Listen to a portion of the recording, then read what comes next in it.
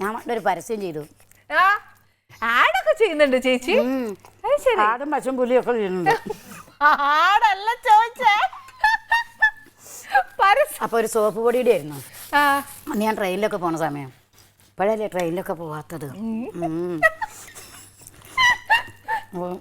അയ്യോ ചേച്ചിയുടെ പരസ്യം കണ്ടുട്ടോ, നന്നായി ഉണ്ടായിരുന്നു. ഓക്കെ, സോപ്പ് പൊടി മോശമായിരുന്നു. അതോടുകൂടി പരസ്യം നിർത്തി.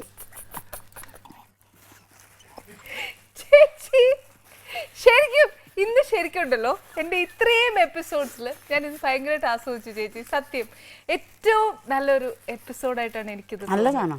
സത്യം പറയാം. താങ്ക് യു ചേച്ചി. ഇത്ര കൊള്ളൊന്നും എനിക്കറിയില്ല. ചേച്ചി ഫാമിലിയെ പറ്റി പറഞ്ഞില്ല. എൻ്റെ അമ്മയുണ്ട്, 94 വയസ്സായി അമ്മയ്ക്ക്. സുന്ദരി കുട്ടിയായിട്ടിരിക്കണം. ചേച്ചി അമ്മ ഇപ്പൊ ഭയങ്കര സന്തോഷമായിട്ടുണ്ടാവില്ലേ ആ ചേച്ചിനെ സ്ക്രീനിലൊക്കെ കാണുമ്പോൾ? അമ്മ ഇത് കുഴപ്പമില്ല.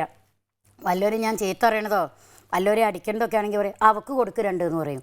അത് എന്നെ ആരെങ്കിലും ഉപദ്രവിക്കണ ചെയ്യുന്നുണ്ട് അമ്മ കൈയൊട്ടിച്ചിരിക്കും. എന്ത് നല്ല അമ്മ. സത്യം, അമ്മയ്ക്ക് ഇഷ്ടമല്ല ഒരാളെ ചീത്ത പറയുന്നത്, ഒരാളോട് വഴക്കുണ്ടാക്കുന്നത്. അടക്കോ ഒതുക്കോ ഉള്ള ഒരു പെൺകുട്ടി ആവാനാണ് അമ്മയ്ക്ക് ഇഷ്ടം. ഓക്കെ, പക്ഷെ ക്യാരക്ടർ ചെയ്തിട്ടും 10 പേര് ചേച്ചിയെ റെക്കഗ്നൈസ് ചെയ്യുമ്പോഴും 10 പേര് അറിയുമ്പോഴൊക്കെ അമ്മ അറിയുന്നുണ്ടല്ലോ എൻ്റെ മകളെ. അല്ല, പണ്ടേ ഞാൻ ചിഞ്ചുമോൾ എന്നൊരു ക്യാരക്ടർ ചെയ്തായിരുന്നു. അപ്പം എൻ്റെ ആൾ ഒന്ന് ചന്ദ്രേട്ടൻ സാമാന്യം വീശും. അപ്പോൾ ചോദിക്കും, പിന്നെ അത് ഒരു ഇൻ്റർവ്യൂവിൽ ഇതുപോലെ പുള്ളി ഉണ്ടെങ്കിൽ ഇപ്പോൾ പുള്ളി ഏറ്റവും മുന്നിൽ വന്നിരിക്കും.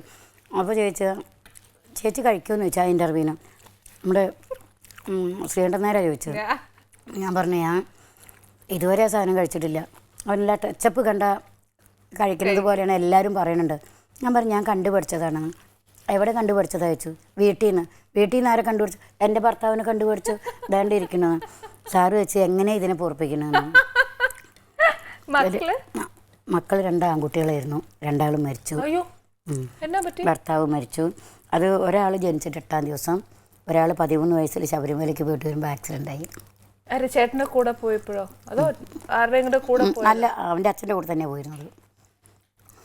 അയ്യോ വേണ്ട, ഞാൻ മാച്ച്. അത് കുഴപ്പമില്ല. അതിപ്പോൾ സ്വാഭാവികമായിട്ട് ഒരു ഏജ് എത്തിയാൽ ചോദിക്കും മാരേജ് കഴിഞ്ഞോന്നല്ലേ. അവരുടെ പിന്നെ ഒരു അവസരം എത്തുമ്പോൾ ചോദിക്കും മക്കൾ എത്രയാണെന്ന്. അത് സ്വാഭാവികമാണ്. അതിപ്പോൾ മോള് ചോദിച്ചാലും ഇല്ലെങ്കിലും അത് ഇത്രയും വർഷമായിട്ട് നമ്മൾ ഇതായിക്കൊണ്ടിരിക്കണം. അതൊന്നും നോ പ്രോബ്ലം. പോയതൊന്നും തിരിച്ചു കിട്ടില്ല മക്കളെ. വരാൻ നമുക്ക് എന്തെങ്കിലും എടുക്കാൻ പറ്റുമോ, നമുക്ക് എന്ത് ചെയ്യാൻ പറ്റും, ഇനി ഇവിടുന്ന് അങ്ങോട്ടുള്ളത് ചിന്തിക്കുക. പോയ ഒരു സംഭവം നമുക്ക് തിരിച്ചു കിട്ടില്ല. അപ്പോൾ ഇത്രയും പൈസ എൻ്റെ പോയി എനിക്ക് തിരിച്ചു കിട്ടുമോ? ഭർത്താവ് പോയി, മക്കൾ പോയി, തിരിച്ചു കിട്ടുമോ? ഒന്നും കിട്ടില്ല. ഇതെല്ലാം അറിഞ്ഞുകൊണ്ട് നമ്മളിങ്ങനെ വഞ്ചിക്കുന്നവരാണോ കേമന്മാർ? എനിക്കിതിന് ശരിക്കും പറഞ്ഞാൽ വാക്കുകളില്ല പറയാൻ. ഒരു നല്ലൊരു അമ്മയുടെ നല്ലൊരു അഡ്വൈസ് അമ്മ എന്ന നിലയ്ക്ക് ചേച്ചിക്ക് ഒരു നല്ല ഉപദേശം തരാൻ പറ്റില്ലേ എല്ലാവർക്കും, ഈ കേട്ടോണ്ടിരിക്കുന്ന എല്ലാവർക്കും? അല്ല, ഞാൻ എല്ലാവരോടും പറഞ്ഞ ഒറ്റ വാക്കേ ഉള്ളൂ, കഴിയുന്നതും ആരെയും ഉപദ്രവിക്കാതിരിക്കുക. ഒരാളെ മനസ്സ് ഒരു കടുകുമണിക്ക് പോലും വേദനിപ്പിക്കാതിരിക്കുക. നമ്മൾ ലോകത്ത് ചെയ്യുന്ന ഉപകാരം ചെയ്യണ്ട, അവരെ ഉപദ്രവിക്കാതിരിക്കുക. എല്ലാം നമ്മളുടെ കൂടപ്പറപ്പുകൾ, നമ്മളുടെ സഹോദരന്മാർ, നമ്മളൊരു അമ്മ പെറ്റ മക്കളാണെന്ന് വിചാരിക്കുക. അമ്മ പെറ്റ മക്കളൊന്ന് തല തല്ലി കയറിയിട്ടാണ് ജീവിക്കുന്നത്, അത് വേറെ കാര്യം. അല്ല, നമ്മൾ ഒത്തൊരുമയോടുകൂടി ജീവിക്കുക. എന്നെ ആൾക്കാർ ഇത്രയും നശിപ്പിച്ചെങ്കിൽ പോലും അവർ നശിപ്പിക്കുന്നതിനനുസരിച്ച് എനിക്ക് ദൈവം നന്മയാണ് തരുന്നത്. 6 മാസം ഞാൻ ഈ മായ ചെയ്തു.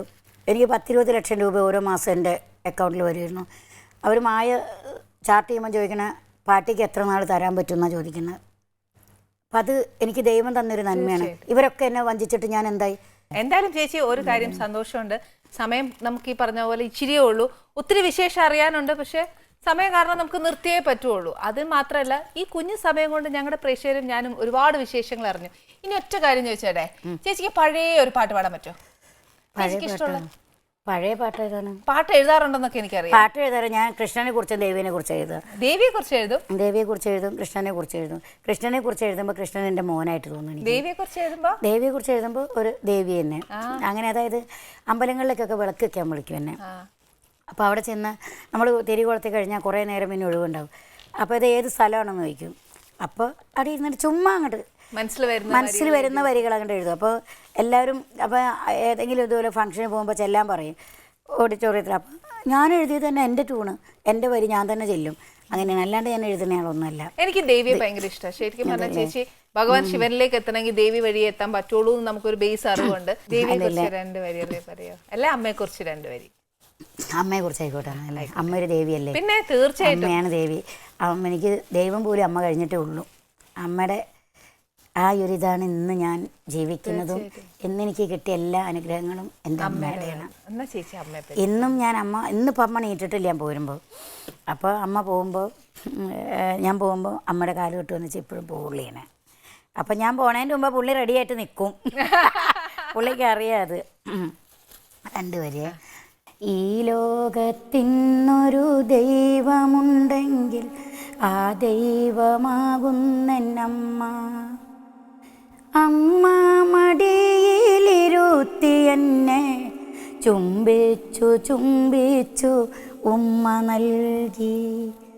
ഈ ലോകത്തിനൊരു ദൈവമുണ്ടെങ്കിൽ ആ ദൈവമാകുന്നെന്നമ്മ.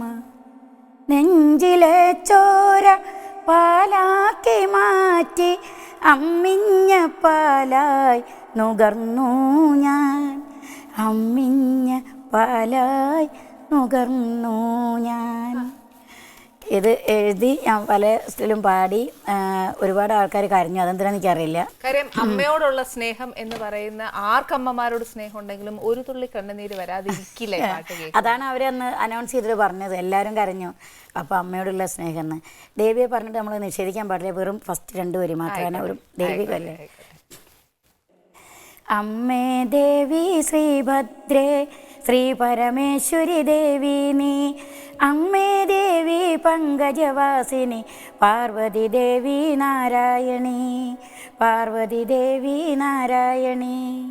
ഇവിടെ വന്ന് ഇത്രയും നേരം വർത്താനം പറഞ്ഞതിന് ഒരു സ്പെഷ്യൽ താങ്ക്സ് ചേച്ചിക്ക്. ഇവിടെ ചേച്ചിയോട് ഫോർമാലിറ്റി ഇല്ല, താങ്ക്സ് പറയുന്നില്ല.